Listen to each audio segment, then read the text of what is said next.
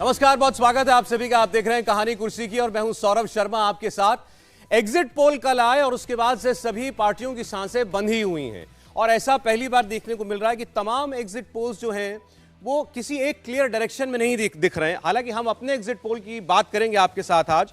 तो भारतीय जनता पार्टी मध्य प्रदेश में सरकार बनाती हुई हमें साफ दिखाई दे रही है, लेकिन राजस्थान में बीजेपी का गेम गड़बड़ दिखाई दे रहा है छत्तीसगढ़ की तरीके से, और तेलंगाना में बीजेपी कुछ रजिस्टर नहीं कर पा रही है अपनी प्रेजेंस, और कांग्रेस पार्टी हमें तेलंगाना ले जाती हुई दिखाई दे रही है। एग्जिट पोल्स की कल की इन डेटा आने के बाद तमाम राजनीतिक पार्टियां जो हैं हमेशा की तरह अपने अपने दावे करती हैं और पोल पर सवाल उठाती हैं, ये उनका हक भी है। लेकिन 3 तारीख को जो नतीजे आएंगे, क्या वो एग्जिट पोल से मेल खाते हैं और किस एग्जिट पोल से मेल खाते हैं, अब तो ये बड़ा सवाल हो गया है। तो आइए आज हम एक एक करके एक एक राज्य को लेकर चलते हैं और उस पर इंडिया टीवी सीएनएक्स का एग्जिट पोल क्या डेटा दिखा रहा है, हम उस पर कायम हैं, और उसके अलावा बाकी एग्जिट पोल्स ने क्या दिशा दिखाई है, अलग अलग पार्टियों की क्या दशा दिखाई है, उस पर हम लोग बात करेंगे। और इनको ही फिलहाल इसी डेटा के इर्द गिर्द बात करते हुए किस राज्य में क्या फैक्टर चला, क्या नहीं चला, कहां लीडरशिप देना, चेहरा देना मुख्यमंत्री के लिए फायदेमंद किस पार्टी के लिए साबित हुआ, किसने अगर सामूहिक नेतृत्व के ऊपर चुनाव लड़ा तो कहां उसको नुकसान हुआ, इन तमाम मुद्दों पर हम लोग बात करेंगे। कहानी कुर्सी की में हमारे मेहमान जुड़ चुके हैं हमारे साथ, हर्षवर्धन त्रिपाठी जी, समीर चौगांवकर साहब और राहुल महाजन जी। आप तीनों का बहुत स्वागत है सर। शुरुआत मध्य प्रदेश से करते हैं।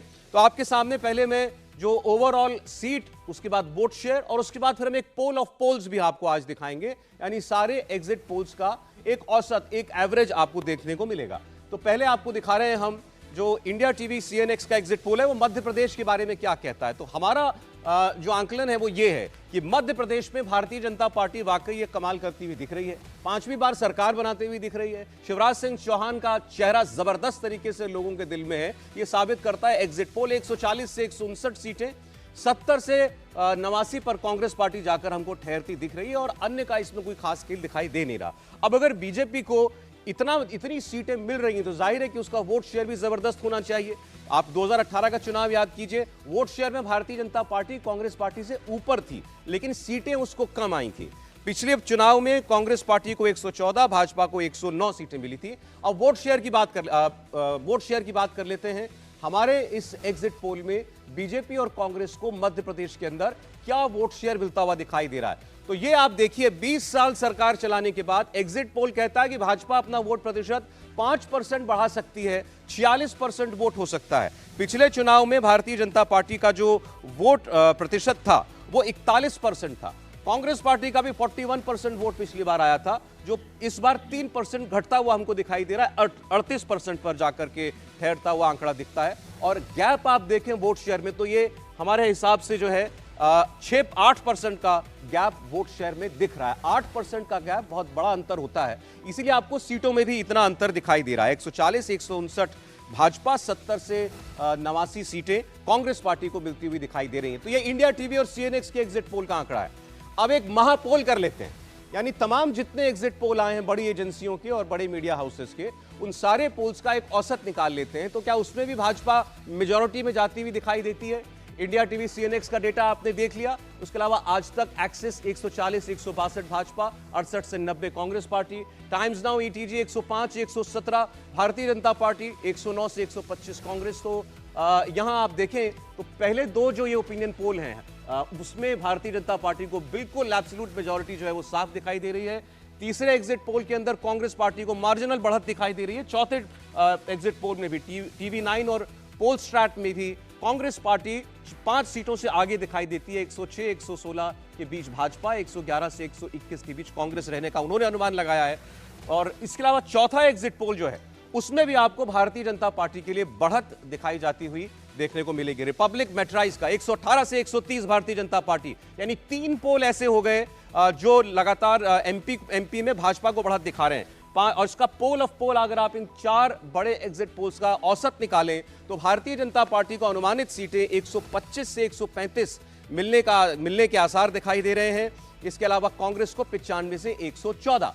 तो भारतीय जनता पार्टी तमाम पोल्स में आगे दिखाई दे रही है, क्लियर मेजॉरिटी की सरकार बनने की ओर बढ़ती हुई हमें साफ दिखाई दे रही है। और अगर ऐसा होता है तो इस पर बड़ी रिसर्च की जाएगी कि इस चुनाव में आखिर ऐसा क्या हुआ जिस चुनाव में लगातार शुरुआत से माना जा रहा था कि भाजपा पिछड़ रही है, भाजपा एक हारती हुई लड़ाई लड़ रही है, तो आखिर चुनाव आते आते ऐसा क्या कमाल बीजेपी के स्ट्रैटेजिस्ट ने कर दिया। शिवराज सिंह चौहान ने कौन सी ऐसी योजना चला दी और घर घर पहुंचा दी जिससे उनको ये नतीजा देखने को मिल सकता है। बाकी बात हम 3 तारीख को करेंगे। तो पहले बात जरा कर लेते हैं मध्य प्रदेश के जो इंडिया टीवी का एग्जिट पोल है उसके आंकड़ों की। आप सब ने भी अपना कैलकुलेशन किया होगा, कल कुछ रिपोर्ट्स भी आप लोगों ने ली होंगी। आपको अभी भी लगता है कि ये जो डेटा दिखाई दे रहा है 150 के आसपास का भारतीय जनता पार्टी के लिए अचीवेबल है? हर्षवर्धन जी। सौरभ जी, कहानी कुर्सी की में ही मैंने एक बात कही थी, मध्य प्रदेश का भारतीय जनता पार्टी का संगठन गुजरात के संगठन से बेहतर है। मैंने एक बात और कही थी कि 2017 का गुजरात 2018 का मध्य प्रदेश एक जैसा था, 2022 का गुजरात और 2023 का मध्य प्रदेश एक जैसा हो सकता है। ये जो बार बार कहा जाता है ना कांटे की टक्कर, ये एक ऐसा शब्द है, ये एक ऐसी चीज है कि जो किसी भी चुनाव के लिए किसी भी तरह से बोला जा सकता है। लेकिन सवाल यह है कि कांटे की टक्कर की वजह होनी चाहिए ना। क्या शिवराज सिंह चौहान से फटीग था, थकावट थी, चेहरा पुराना था, तो क्या कमलनाथ बड़े नए और बड़े ऊर्जावान चेहरे दिख रहे थे? क्या ऐसा व्यक्ति जिसको ऐसा कुछ, मतलब आप अलग से कहें तो मध्य प्रदेश की राजनीति में कभी वो बहुत प्रभावी रहे ही नहीं, हमेशा केंद्र की राजनीति की, उनको आप शिवराज के सामने कह रहे हैं कि वो जीत जाएंगे? क्या कोई नए लोगों की फौज, नए प्रत्याशी कांग्रेस पार्टी ने दे दिए? क्या कोई ऐसा कोई चुनाव अभियान नया खड़ा कर दिया? क्या इस सब का जवाब है ना। और इसीलिए मैं कह रहा हूं ये जो इंडिया टीवी सीएनएक्स का पोल है ये लगभग सही होता साबित होगा। मैं पहले दिन से कह रहा हूं भारतीय जनता पार्टी कभी पीछे नहीं थी। ये बार बार माहौल बनाने की, परसेप्शन बनाने की कोशिश हुई। हां, ठीक क्या हुआ, जो लोग ये कह रहे थे, और सचमुच अगर भाजपा का वर्कर नाराज हो जाता तो उसकी संगठन वाला राज्य है तो भाजपा नीचे चली जाती, लेकिन उसको एक तरह से कहें कि बूस्टर डोज मिल गया, अलग अलग नेताओं को लड़ाने के लिए भेज दिया गया, शिवराज भी ऊर्जा में आ गए। लाडली बहना एक है, लेकिन ढेर सारी स्कीम्स मध्य प्रदेश सरकार की हैं और मोदी सरकार की जो सीधे वर्कर तमाम फैक्टर्स को लोगों तक पहुंचे। तमाम फैक्टर्स को देखते हुए आपको यह आंकड़ा जो है वो लगता है कि हाँ वास्तविक हो सकता है। ठीक है, हम देखिए एक एक करके राज्यों की बात करेंगे, राजस्थान की आगे बात होगी, लेकिन राजस्थान से हमारे एक मेहमान इस वक्त हमारे बीच जुड़ गए हैं, राजेंद्र राठौड़ जी थोड़ी देर में हमारे साथ जुड़ने जा रहे हैं, तब उनसे बात करेंगे।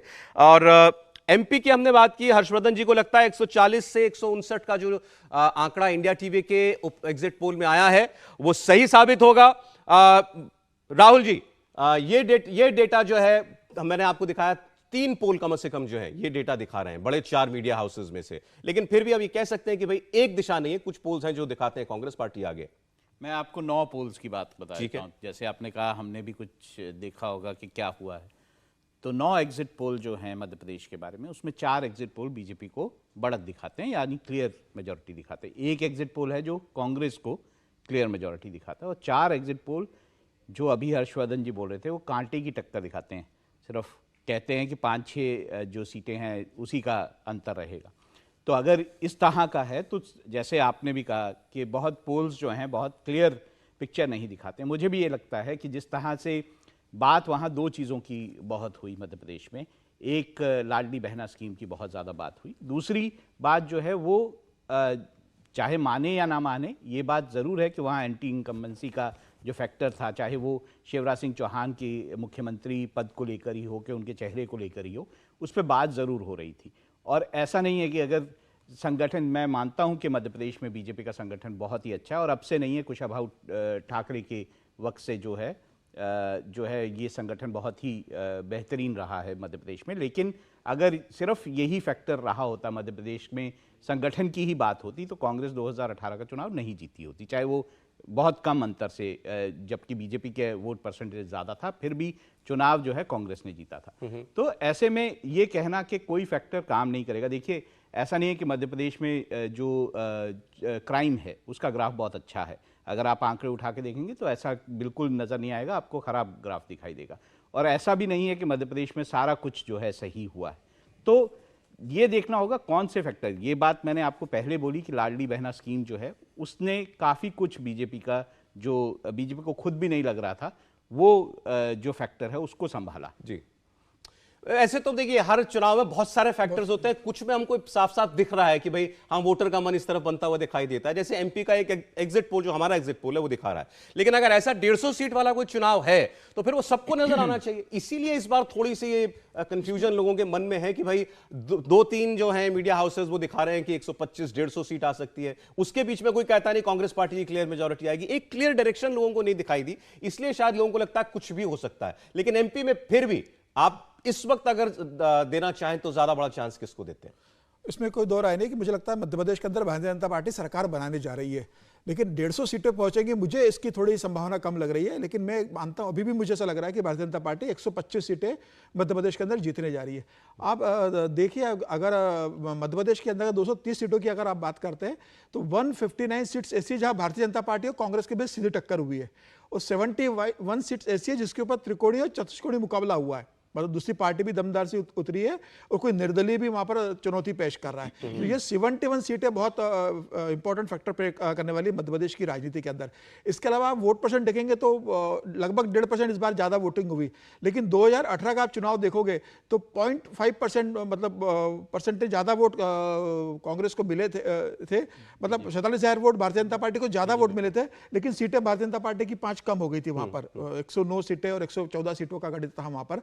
तो ऐसी स्थिति के अंदर मध्य प्रदेश के अंदर एक जो 71 सीट से बहुत बड़ा रोल प्ले करने वाली, क्योंकि इसके अंदर हार जीत का मार्जिन जो रहने वाला है वो बहुत कम रहने वाला है। मुझे ऐसा लगता है कि 1000 सीटें के लास्ट टाइम अगर 10 सीटें थी तो इस बार 1000 के मार्जिन से जीतने वाली कम से कम 12 से 15 सीटें हो सकती है।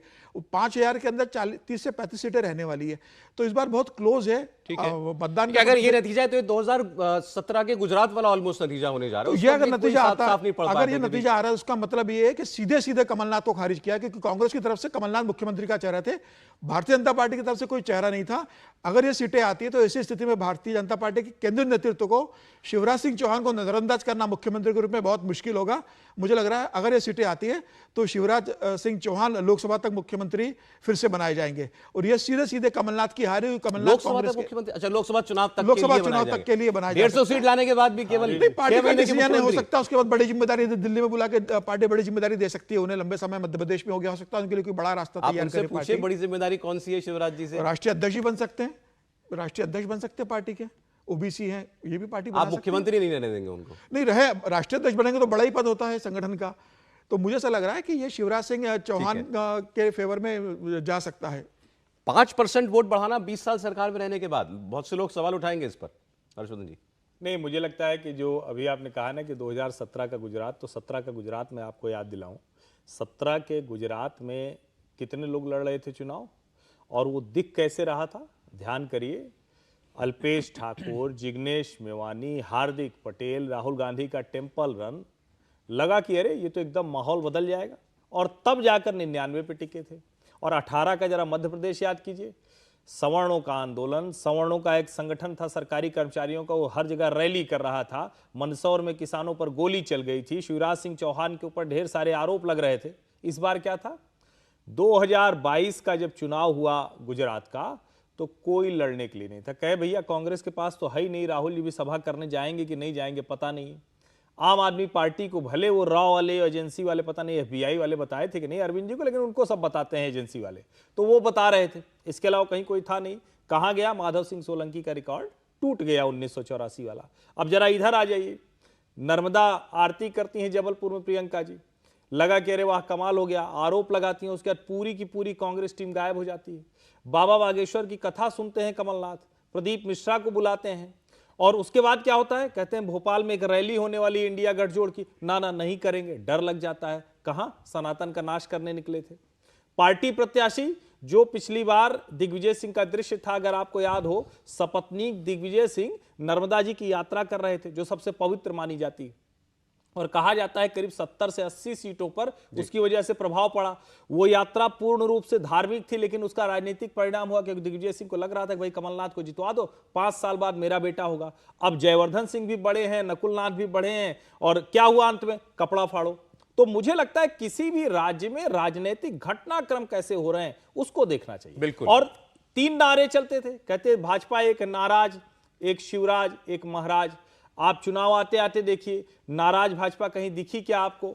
महाराज भाजपा कहीं दिखी क्या आपको? महाराज कह रहे हैं शिव ज्योति की जोड़ी है, 22 दिन वो दिल्ली नहीं लौटे, और शिवराज सिंह चौहान कह रहे हैं कि जो केंद्र तय करेगा वो तय करेंगे, अमित शाह आ गए, बड़ा अच्छा हो गया है। तो दोनों में जो परिवर्तन हुआ ना पिछले 6 महीने में, उसने भारतीय जनता पार्टी की स्थिति बहुत शानदार कर दी है। और जो कैडर है, हर दूसरे चौथे घर में वहां एक संघी कार्यकर्ता है, उसको फिर से कहा कि चार्ज हो जाओ भैया, मतदान स्थल तक चले चलो। ये कहानी है मध्य प्रदेश। ये तो हम लगातार देख भी रहे थे, आप लोगों के बीच हम लोग बातचीत भी कर रहे थे ना, मध्य प्रदेश में जैसे इनिशिएटिव छीन लिया भारतीय जनता पार्टी ने कांग्रेस पार्टी से। कैंपेन पहले लॉन्च किया था कांग्रेस पार्टी ने, प्रियंका गांधी वाड्रा पहले पहुंची थी, लेकिन उसके बाद और एक आध मुद्दा उठाने के बाद वो करप्शन की चिट्ठी लिखवाने वाली, ठेकेदारों वाली वो प्रकरण हुआ, उसके बाद ऐसा लगा जैसे कांग्रेस पार्टी जैसे बैठी गई मध्य प्रदेश में। चुनाव लड़ रहे होंगे कार्यकर्ता, सब मेहनत भी कर रहे होंगे, लेकिन कोई कैंपेन बहुत बड़ा खड़ा करने में नाकामयाब रही, ये बिल्कुल स्पष्ट था। और बीजेपी जो थी वो लगातार एक के बाद एक मुद्दा उछालती रही, कांग्रेस पार्टी उसमें फंसती रही। और जब चुनाव में टिकट डिस्ट्रीब्यूशन का मुद्दा सामने आया, उसमें भी बीजेपी ने पहले लीड ली, 40 उम्मीदवार पहले डिक्लेयर करने के साथ साथ उसके बाद कांग्रेस पार्टी के बीच फिर वो कपड़ा फाड़ वाली राजनीति जो त्रिपाठी जी ने बताई। तो लगातार कैचअप का गेम खेलती रही कांग्रेस और भाजपा आगे दिखाई दी। देखिए और भी फैक्टर्स हैं, ऐसे नहीं है। जैसे अगर अब हम चंबल और ग्वालियर का पूरा रीजन देखेंगे तो वहाँ पर जो ये ज्योतिरादित्य सिंधिया के कुछ लोगों को टिकट दिलाना चाहते थे, उनको टिकट नहीं मिला। वहाँ पे ये बात की जा रही थी कि वो लोग जो है किस तरह से डैमेज करेंगे बीजेपी को, ये बातें हो रही थी। ये बात भी हो रही थी कि शिवराज सिंह चौहान जो है, पहले आप उनकी शुरुआत की रैलियाँ देखिए, शुरुआत की बातें वो कैसे कर रहे थे, वो ऐसा लग रहा था कि जैसे कह रहे हैं कि मैं चुनाव लड़ूँ या ना लड़ूँ, उस तरह की बात हो रही थी। वो खुद श्योर नहीं थे कि बीजेपी में क्या उनका अस्तित्व क्या रहेगा। तो ऐसा नहीं है कि दूसरी साइड सिर्फ कांग्रेस हताश नजर आ रही थी, शुरू में तो बीजेपी भी हताश नजर आ रही थी।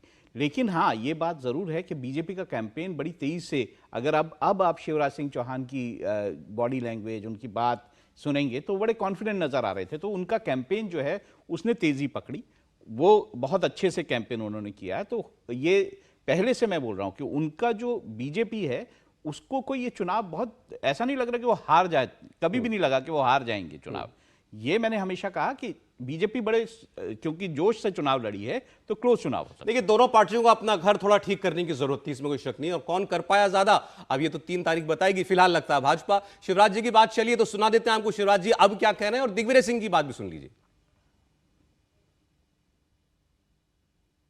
मार्गदर्शन, हमारे सभी कार्यकर्ताओं का अनथक परिश्रम और जनता का प्यार और आशीर्वाद, केंद्र की योजनाएं भी, चाहे वो पीएम गरीब कल्याण योजना हो या पीएम किसान सम्मान निधि हो, पीएम आवास योजना हो या फिर मध्य प्रदेश की सरकार की योजनाएं, चाहे वो लाडली बहना हो जिसने बहनों की जिंदगी बदल दी, लाडली लक्ष्मी से लेकर लाडली बहना तक का महिला सशक्तिकरण का एक लंबा सफर है जिसने बहनों के हृदय में एक अलग स्थान भारतीय जनता पार्टी के लिए बनाया। और चाहे हमने पीएम किसान सम्मान निधि में सीएम किसान सम्मान निधि या कल्याण योजना की राशि जोड़ी हो, मुख्यमंत्री सीखो कमाओ योजना हो या अन्य बहुत सी योजनाएं, ये उन्हीं को ढंग से नीचे पहुंचाने का परिणाम है कि भारतीय जनता पार्टी फिर शानदार बहुमत प्राप्त करने जा रही है। मध्य प्रदेश के अंदर 130 सीटों से ज़्यादा कांग्रेस पार्टी को सीटें मिलेंगी, स्पष्ट बहुमत मिलेगा। लोगों में एक भावना थी बदलाव की और बदलाव का वोट मिलेगा। जनता चुनाव लड़ी है, कांग्रेस का छोटा कार्यकर्ता चुनाव लड़ा है। लोग बाग ऊब चुके हैं शिवराज सिंह चौहान, उनके झूठे वादों से और भारतीय जनता पार्टी के दुष्कर्मों से, भारतीय जनता पार्टी के कुशासन से। एक देखिए शिवराज जी ने तो लगभग विक्ट्री स्पीच दे दी, जो अगर जीते तो 3 तारीख को उनको देनी होगी। दिग्विजय सिंह जी अभी भी ये कह रहे हैं कि कुशासन का अंत करने के लिए वोट है। अब इतना अंतर अगर वाकई में ये सब कुछ गलत पड़ा रहा है एग्जिट पोल, तो कुछ नहीं कहा जा सकता कि 8% का जो है वो मार्जिन आपको दिखाई दे रहा हो एग्जिट पोल के अंदर, सीटों में आपको इतना अंतर दिखाई दे रहा हो, लगभग 60-70 सीट का अंतर दिखाई दे रहा हो। लेकिन शिवराज बहुत कॉन्फिडेंट साउंड कर रहे हैं, इसमें कोई शक नहीं है। और अब वो बात जो चुनाव में कहते रहे वही अब कह रहे हैं कि उसी मुद्दे से ये चुनाव जीतने जा रहे हैं। लाडली बहनों ने चुनाव जिता दिया। नहीं, इसमें तो कोई संदेह नहीं। देखिए किसी भी चीज को जब आप कहते हैं ना, आप बार बार कहा जाता है कि आप वो नींव के पत्थर नहीं देखते हो, लेकिन अंत में तो सबको जो शिखर पे झंडा लहरा रहा होता है वही दिखता है। तो ये लाडली बहना योजना इस चुनाव में भारतीय जनता पार्टी की जो जीत होती दिख रही है उसका पताका है, शिखर पर जो लहरा रही है। लेकिन अगर नींव के पत्थर की बात करेंगे तो खुद शिवराज जी का जो शासनकाल है वो, और उसमें जो पूरी इमारत भव्य दिख रही है, उसमें मैं निश्चित तौर पर कहूंगा जो अंतिम में अमित शाह ने सेंट्रल कमांड की है, ये मैं बार बार कह रहा हूं, आपसी लड़ाई बहुत ज्यादा थी, सब अपने अपने क्षेत्र में रह गए। नरेंद्र मोदी का अमेरिका से आने के बाद वो कार्यकर्ता सम्मेलन का भाषण याद कीजिए, जहां एक बार तो लगा कि अच्छा सबके लिए समान नागरिक संहिता टाइप आने वाली है क्या, ये सब बात होने लगी थी। तो मुझे लगता है जो मोमेंटम क्रिएट हुआ बीच में, और जो शिवराज थोड़ा सा डाउन थे, उनको लग रहा था कि अरे नहीं अब तो हम पूरी तरह से खारिज हैं, बुधनी से टिकट मिलेगा भी नहीं मिलेगा, तो कुल मिलाकर ये सारी चीजें। और निश्चित तौर पर आज शिवराज सिंह चौहान का भाषण ऐसे ही होना चाहिए। भाई बहनें उनको जिस तरह से विदा कर रही थी, वो दृश्य ऐसे थे कि उसके बाद तो कोई भी तो अब शिवराज ये नतीजा आए तो शिवराज जी सीएम होंगे कि नहीं होंगे, इस सवाल नहीं, मुझे लगता है अब शिवराज जी को भी तय करना चाहिए। वो बहुत शानदार नेता है, बहुत अच्छा काम उन्होंने किया है, लेकिन हर नेता को राजनीति में एक समय तय करना पड़ता है। मुझे लगता है वो समय शिवराज जी के लिए आ गया है। आप शिवराज जी से उम्मीद कर रहे हैं कुर्सी छोड़ दें? मैं शिवराज जी से उम्मीद नहीं कर रहा हूं, मैं उनके भीतर उस नेता से उम्मीद कर रहा हूं जिसको 2018 से अभी तक जूझना पड़ा है, और जिसको कहते हैं ना, एक शब्द होता है सम्मानजनक विदाई। किसी भी स्थिति में अगर अच्छा नेता है तो वो विदाई करवा लेता है, गड़बड़ होता है तो वो नहीं करा पाता है। देखिए, शिवराज सिंह चौहान के लिए मैं एक बात कहना चाहता हूं। चुनाव के 6 महीने पहले उन्होंने 27,000 करोड़ की घोषणाएं कर दी, लाडली बहना योजना की घोषणा कर दी उन्होंने, किसान सम्मान निधि बढ़ा दी, 4,000 से 6,000 उन्होंने कर दिया, कॉलेज में जाने वाले छात्रों को इलेक्ट्रिक स्कूटी देने की उन्होंने घोषणा कर दी, पहली बार जो कॉलेज जा रहे हैं उन्हें लैपटॉप देने की शुरुआत उन्होंने कर दी। इसके अलावा आंगनवाड़ी महिलाओं की तनख्वाह थी वो उन्होंने बढ़ा दी। अस्थायी कर्मचारी थे कॉर्पोरेशन के अंदर, उनको स्थायी करने की घोषणा कर दी। मुझे लग रहा है शिवराज सिंह चौहान ने हर वर्ग के लिए वहां पर कुछ ना कुछ 6 महीने के पहले घोषणा करते चले गए, और उसमें उन्होंने सबको साधने की कोशिश की है। और युवा वर्ग के लिए खासतौर से उन्होंने जो लगातार स्कीमें लॉन्च की 5 से ज्यादा, वह प्रभावशाली रही है। मुझे लगता है कि शिवराज सिंह चौहान की एक बड़ी भूमिका रहेगी जो उन्होंने 6 महीने पहले योजनाएं की थी। संगठन का काम तो अपना है, लेकिन जो चेहरा शिवराज सिंह चौहान ने था, भले ही पार्टी ने डिक्लेयर नहीं किया था, लेकिन प्रदेश की जनता ये मान के चल रही थी कि अगर सरकार आएगी तो शिवराज सिंह चौहान मुख्यमंत्री बनेंगे। शिवराज सिंह चौहान, मुझे लगता है इसका श्रेय शिवराज सिंह चौहान को जाएगा। संगठन, अमित शाह का रोल अपनी जगह है, प्रधानमंत्री नरेंद्र मोदी की रैली और अपील अपनी जगह है, लेकिन शिवराज सिंह चौहान का जो 18 साल रहा है, जनता वो देखती रही है। तो मुझे ऐसा लग रहा है, और कांग्रेस की समस्या सबसे बड़ी ये रही कि वह शिवराज के खिलाफ कोई मूवमेंट खड़ा नहीं कर पाई, मुझे बता नहीं पाई कि शिवराज सिंह चौहान ने 3 साल के अंदर क्या गलत के बाद भी आप उनको 24 तक का सीएम बना रहे हैं, ये उनसे उम्मीद कर रहे हैं कि वो मानता हूं कि अगर क्लियर मेजॉरिटी किसी स्टेट में आती है, जैसा कि आपका जो एग्जिट पोल है वो जो प्रेडिक्ट कर रहा है कि एक लैंडस्लाइड विक्ट्री की तरह प्रेडिक्ट कर रहा है, तो ऐसे में जो हर्षवर्धन जी नहीं बोल पाए वो मैं बोल देता हूं कि ऐसे में जो संगठन होता है, जो आला कमान होता है, या जो भी आप उसे बोलें, संगठन हमेशा ये तय कर सकता है कि मुख्यमंत्री वो शिवराज सिंह चौहान रहें या ना रहें, और ऐसे में संगठन की पावर या उसका जो लीवरेज है वो ज़्यादा हो जाता है। और क्योंकि बीजेपी ने मध्य प्रदेश में किसी एक चेहरे पर चुनाव नहीं लड़ा है, तो ऐसे में भी लगता है कि बीजेपी वहां पे कहीं ना कहीं बदलाव सीएम पद पर चाहिए। लेकिन शिवराज के लिए बात कही वो बड़ी आप शिवराज के लिए क्या करोगे? आप किसी को मुख्यमंत्री बना दोगे तो शिवराज जैसे इतने बड़े कद के नेता के लिए आप क्या रास्ता दोगे? क्या खाली विधायक बनकर रहेंगे? वो राष्ट्रीय महासचिव रहेंगे नहीं? 20 साल पहले रह चुके हैं। मुझे लगता है कि शिवराज सिंह चौहान ओबीसी से आते हैं, हालांकि ओबीसी और भी नेता प्रदेश के अंदर जो मुख्यमंत्री बन सकते हैं, ओबीसी मुख्यमंत्री बनेगा। लेकिन शिवराज सिंह चौहान को 2024 के पहले नहीं, मुझे लगता है कि एक तो समझना चाहिए, भारतीय जनता पार्टी को 2024 का लोकसभा लड़ना है। एक तरीका है शिवराज सिंह चौहान को मुख्यमंत्री रह के 24 के बाद हटाएं, और एक तरीका है शिवराज सिंह चौहान जैसे बड़े नाम को लोकसभा चुनाव लड़ाया जाए। आप सोचिए जरा, जो लोग भी कह रहे हैं उसका इलेक्ट्रीफाइंग इफेक्ट होगा। और जिन नामों की हम चर्चा करते हैं, मुझे नहीं लगता कि किसी ओबीसी के अलावा होगा, और उसमें प्रहलाद सिंह पटेल जैसा नाम, और मैं बार बार कह रहा हूं कि उनकी जो सीट थी वो सबसे ज्यादा, जितने लोग लड़ने गए थे उनमें सबसे श्योर शॉट मानी जा रही थी। अब जाहिर है अंतिम नतीजे तो 3 तारीख को आएंगे, हम कुछ नहीं कह सकते। अच्छा, जब हम सुनते हैं ना 18 साल मुख्यमंत्री रहेगा, तो लगता है पता नहीं शिवराज जी कितनी आयु होगी, बहुत कम उम्र में राजनीति करने वाले, यंगेस्ट शायद लोकसभा के मेंबर रहने वाले, 60-62 साल उम्र, 64 साल है, बहुत लंबी आयु अभी, उम्र राजनीति बहुत पड़ी उनके आगे भी नहीं, लेकिन ऐसे में उनसे उम्मीद करना कि भाई, लेकिन मैं कह रहा हूं कि केंद्र में बेहतर पोजीशन पे आ सकते हैं केंद्रीय राज्य। मनोहर पर्रिकर को जब भारतीय जनता पार्टी गोवा से लेकर आई थी तो कहा जा रहा था कि क्या ये कर दिया, लेकिन रक्षा मंत्री बनाकर लाई ना। आज भी मनोहर पर्रिकर को उनके छोटे से कार्यकाल के लिए भी याद किया जाता है, लेकिन वापस भेजना पड़ा गोवा। उसके बाद डॉक्टर प्रमोद सावंत आज हैं, तो आज उस स्थिति में है ना, ऐसा तो नहीं है कि तो क्या कहूं, लेकिन गोवा को वापस भेजना पड़ा उन्हें। नहीं, निश्चित तौर पर भेजना पड़ा, लेकिन मुझे नहीं लगता कि मध्य प्रदेश में वो स्थिति है। गोवा राज्य में अनस्टेबिलिटी थी, कोई खड़ा नहीं होता था, यहां अनस्टेबिलिटी नहीं है। गोवा में भारतीय जनता पार्टी कांग्रेस में आंख मिचौली चलती थी, कभी तू कभी मैं, यहां कोई और नहीं है, सिर्फ मैं ही मैं है। तो दोनों राज्यों की स्थितियों में बहुत फर्क है। ठीक, चले देखिए, ज्यादातर एग्जिट पोल कह रहे हैं भाजपा जीत सकती है मध्य प्रदेश, लेकिन एग्जिट पोल ये भी कहते हैं कि वहां पर कांग्रेस पार्टी की को बढ़त दिखाई देगी, कुछ ऐसे भी कहने वाले हैं।